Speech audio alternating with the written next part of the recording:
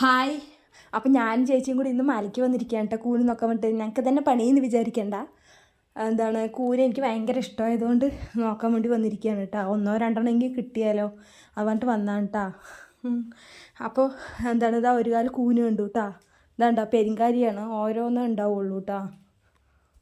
ഇത് ഓരോ സ്ഥലത്ത് ഒറ്റയ്ക്ക് നിൽക്കുന്ന കൂനാണ്, വേറെ കൂനൊന്നും ആയിട്ടില്ല. അതാണ്ടില്ല ഇവിടെ പന്നിയൊക്കെ കിളച്ച് മറിച്ചിട്ടിട്ടുണ്ട് കേട്ടോ. പന്നിയും കുറുക്കനൊക്കെ ഉള്ളൂ, പിന്നെ വേറൊന്നും ഇല്ല.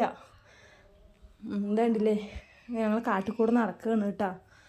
ഇതാണ്ട കുറച്ച് ദൂരം നടന്നപ്പോൾ ഇതാണ്ട ഒരു കൂനും കൂടി. ഇത് ഒറ്റയ്ക്ക് നിൽക്കുന്ന കൂനാണേ. ഇതാണ്ട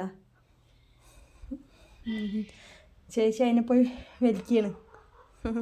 അവൾ ഉറങ്ങിക്കിടക്കായിരുന്നു. അവളെ ഞാൻ നിർബന്ധിച്ച് വലിച്ച് കൊണ്ടുവന്നതാണ്. വാ പോയിട്ട് വരാൻ പറഞ്ഞിട്ട്.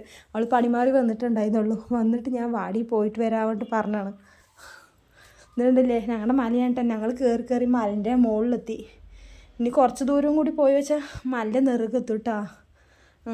ആകെ 2 കാല് കൂനേ കിട്ടിയുള്ളൂ. അപ്പോൾ ചേച്ചിക്ക് അവിടെ വിറകൊക്കെ വീണ് കിടക്കണം.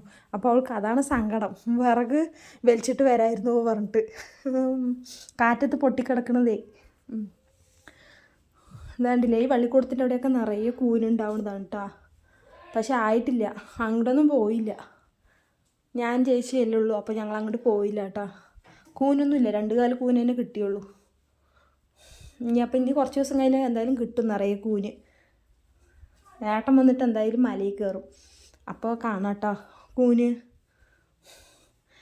അപ്പോൾ ഇന്ന് 2 കാല് കൂനേ കിട്ടിയിട്ടുള്ളൂ കേട്ടോ. അപ്പോൾ ശരി എന്നാൽ ബായ് ചേച്ചി, ബായ് പറ. ബായ്.